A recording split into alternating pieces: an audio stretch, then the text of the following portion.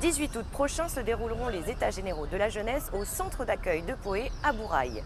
Qu'est-ce que c'est? À quoi ça sert? Christophe Chalier est notre invité ce soir pour en parler.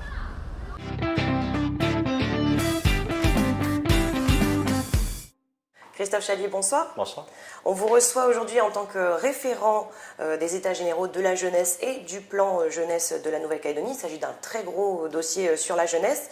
On va essayer d'expliquer assez simplement de quoi il s'agit et savoir surtout à quoi ça va servir concrètement. Alors, je le disais en introduction, dans 10 jours auront lieu les États généraux de la jeunesse.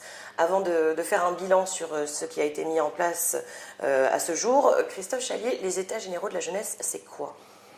Donc c'est un espace que le gouvernement a souhaité mettre en place, donc un espace citoyen d'échange et de débat pour faire un point de la situation de la jeunesse en 2018 en Nouvelle-Calédonie.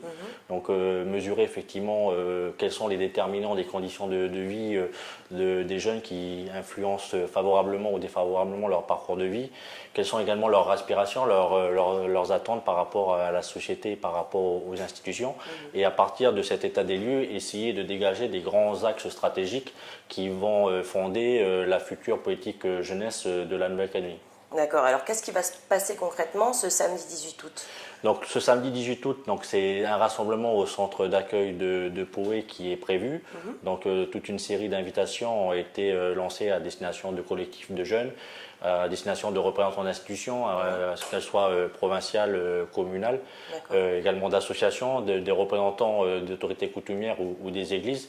Donc l'idée c'est vraiment de relier les différents univers qui constituent la société calédonienne pour mettre en place cet espace d'échange. Donc très concrètement, on aura un début d'états généraux qui sera consacré au témoignage, aux aspirations de la jeunesse. Donc la parole sera donnée aux jeunes. Donc il y a 6 jeunes qui sont identifiés pour faire effectivement, pour mettre en place cette séquence. Ensuite, on fera la restitution de l'état des lieux, donc du diagnostic partagé, comme on l'a dit, auprès des différents partenaires. Et à partir de ce diagnostic, essayer de dégager ce qui fait consensus en termes d'action collective. Donc c'est l'après-midi qui sera consacré à cette perspective. Donc l'idée c'est d'arriver au soir des États généraux avec une vision relativement convergente de la part des différents partenaires pour œuvrer en faveur de la jeunesse de la Nouvelle-Calédonie. D'accord, donc il s'agit en fait d'une étape qui va permettre justement d'élaborer ce plan jeunesse. Qu'est-ce que c'est ce plan jeunesse? Donc c'est une volonté du gouvernement de la Nouvelle-Calédonie d'avoir effectivement un texte de référence pour la politique publique en faveur de la jeunesse. Donc il y a différents plans qui ont été mis en œuvre ces dernières années qui peuvent concerner la jeunesse pour partie, qu'il s'agit du plan de Camo, qu'il s'agit de la stratégie emploi-formation.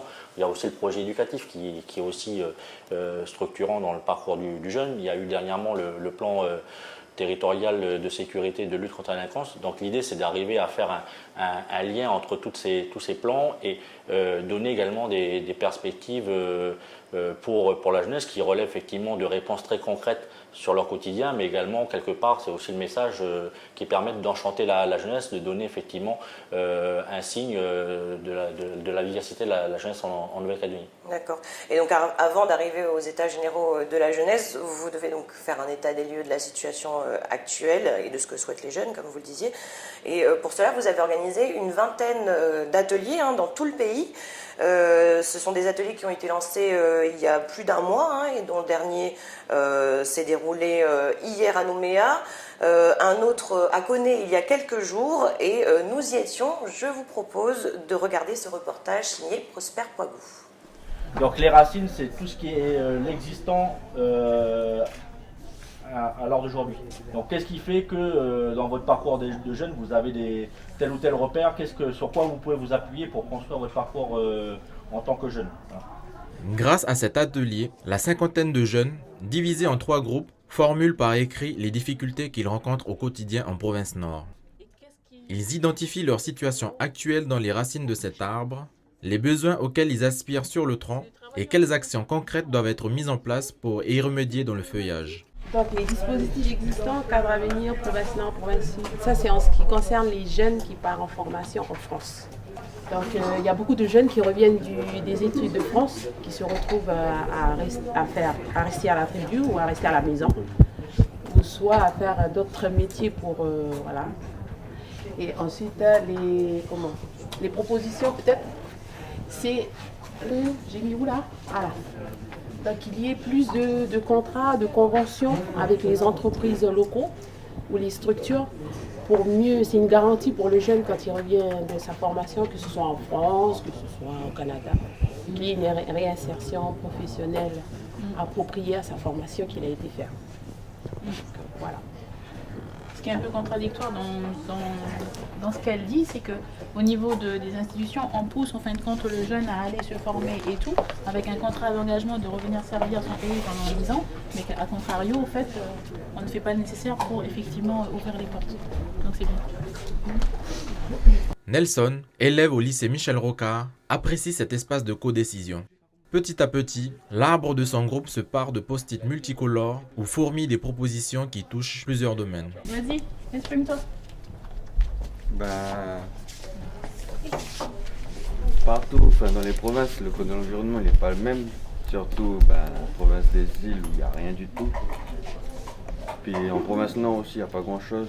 Par rapport à déjà la tortue, c'est une espèce menacée.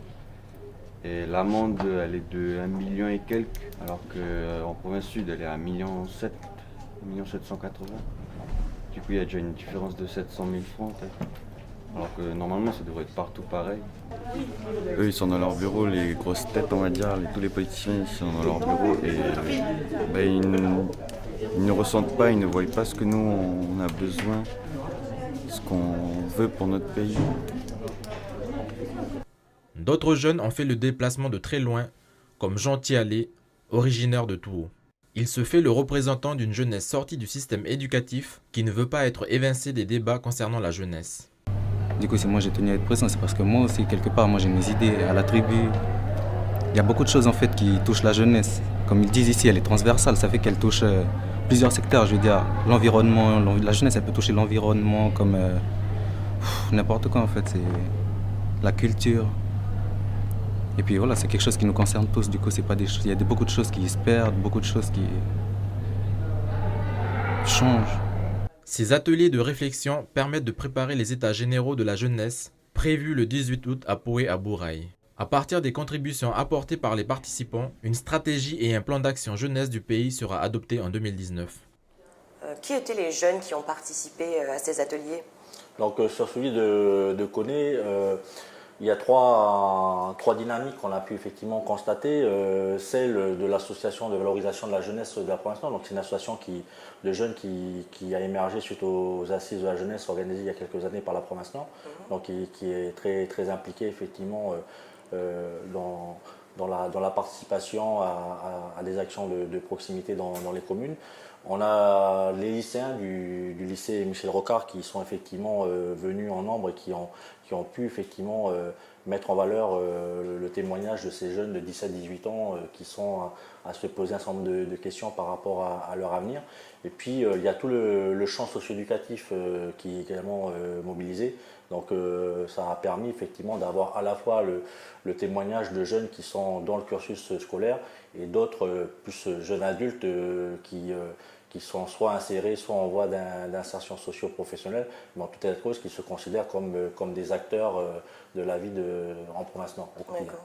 Et comment ça se passait justement ces ateliers concrètement? Il y avait des thématiques Alors, les différents ateliers préparatoires, donc il y en a eu de deux ordres, soit des ateliers thématiques, donc on a essayé d'identifier qu'est-ce que pouvaient être les leviers d'épanouissement dans le parcours du jeune. Donc on a traité de la coéducation, on a traité de la socialisation, on a traité de la capacité à agir et à l'autonomie des jeunes. Donc c'est le volet effectivement aussi des formes d'action individuelles et collectives. Donc on a eu ces sujets très, très, très spécifiques.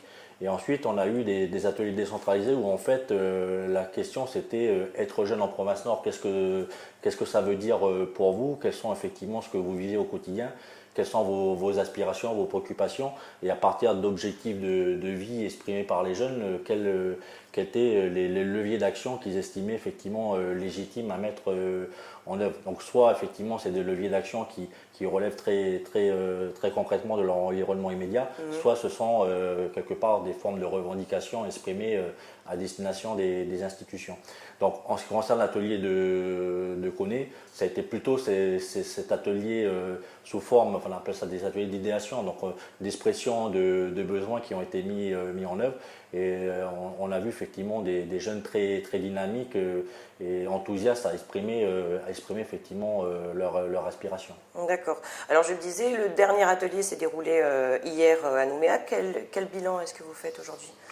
Alors, on a eu à peu près 350 participants à ces ateliers, donc la fréquentation a été variable en fonction des lieux où on s'est retrouvés, mais l'essentiel c'est d'avoir quand même des éléments relativement convergents sur le diagnostic. Donc on en tire des grands constats, et à partir de ces grands constats, il y a bien aussi des perspectives d'action qui se dégagent, mais ce travail-là, il est aussi à mettre en perspective avec des travaux qui ont déjà été faits, que ce soit par les services de l'État dans le cadre des Assises de l'Outre-mer, que ce soit également par le Sénat coutumier lorsqu'il a mis en place sa démarche sur le livre sur le chemin de la jeunesse kanak, que ce soit le CESE aussi qui s'est saisi de ce sujet. La province sud également fait un certain nombre de choses actuellement dans le cadre de l'enquête Génération Provinciale. Donc c'est pas quelque chose qui est isolé de tout ce qui se passe par ailleurs, c'est on essaie de confirmer ce que chacun pressent, mais après c'est dégager vraiment ce qui va faire sens entre les différents partenaires pour œuvrer ensemble. D'accord. Et les jeunes ont répondu présent, ils étaient invités? Comment ça s'est fait? L'invitation a été ouverte. Après, effectivement, dans ce genre d'espace, venir et prendre la parole, c'est pas forcément aisé. Donc, en plus de ce qu'on a pu faire en mobilisant le réseau, donc on a été spécifiquement chercher des collectifs de jeunes constitués, on a fait également un travail de proximité. Donc on a été rencontrés en dehors de ces ateliers des collectifs de jeunes, là où on a pu les identifier pour véritablement conforter la parole. Mais c'est simple, enfin c'est effectivement évident que il ne s'agit pas simplement de lancer une invitation. La démarche de venir témoigner, elle n'est pas si évidente. Donc on a dû faire au titre de la coordination du projet véritablement des efforts complémentaires pour aller chercher cette parole au plus près possible du lieu de vie des jeunes. Jeune, c'est un bien grand mot, ça englobe beaucoup de monde. Qui étaient les acteurs vraiment dans cette démarche? Donc les acteurs de la jeunesse, ce sont les jeunes eux-mêmes. Donc après, effectivement, on a différents profils de jeunes. On ne peut pas effectivement imaginer que les besoins, les aspirations, les demandes d'intervention exprimées auprès des institutions publiques soient les mêmes lorsqu'on est collégien, lycéen, jeune adulte, je veux dire inséré ou en voie d'insertion. Les besoins évoluent en fonction du parcours de vie. Après, il y a des jeunes qui ont des parcours de vie équilibrés pour lesquels il n'y a pas de soucis particuliers. Et donc, on est là à traiter de l'exemplarité, notamment, ou de l'engagement citoyen. Après, il y a des jeunes qui sont effectivement plus dans des difficultés, et donc l'accompagnement individualisé, le besoin d'accompagnement individualisé émerge. Donc acteurs de la jeunesse, les jeunes, et puis après on a effectivement les associations qui affirment leur rôle important d'action en faveur des jeunes. Donc cette identité associative a été très présente, donc que ce soit des acteurs du champ socioculturel, sportif ou socio-éducatif. Donc chacun a pu affirmer sa volonté de contribuer au projet collectif. Après, les institutions, elles sont incontournables. On a effectivement des professionnels ou soit des responsables de plus haut niveau qui sont venus, qui ont pu exprimer effectivement quelles étaient la stratégie de leur collectivité, ou quelles étaient leur posture en tant que professionnels dès lors qu'il s'agit d'agir en faveur de la jeunesse. Puis après, il y a bien effectivement la coutume et la religion qui a aussi sa place incontournable en Nouvelle-Calédonie. Et donc, l'idée, c'est d'arriver la demande, c'était d'arriver à avoir une cohérence entre tous ces acteurs, avoir également une continuité par rapport au discours qu'on renvoie vis-à-vis des jeunes. Donc on a vraiment embrassé très, très large. Mais l'objectif, c'est de consulter les jeunes pour la jeunesse, ou alors pour le pays en général, pour l'avenir du pays? Il y a cette volonté de faire émerger le discours des jeunes. Donc, quelle est leur préoccupation, leur aspiration au quotidien, qu'est-ce qu'ils attendent des institutions. Mais après, effectivement, on a bien effectivement des acteurs de la jeunesse qui sont très concrètement au quotidien à mettre en place un certain nombre d'actions, qui ont aussi leur vision vis-à-vis de la jeunesse. Et donc, l'idée, c'est d'arriver à créer du lien entre les deux. D'accord. Ben, on arrive au terme de cette émission. Merci beaucoup Christophe Chalier d'avoir répondu présent à notre invitation et merci à vous de nous avoir suivis. Excellente soirée sur Calédonia.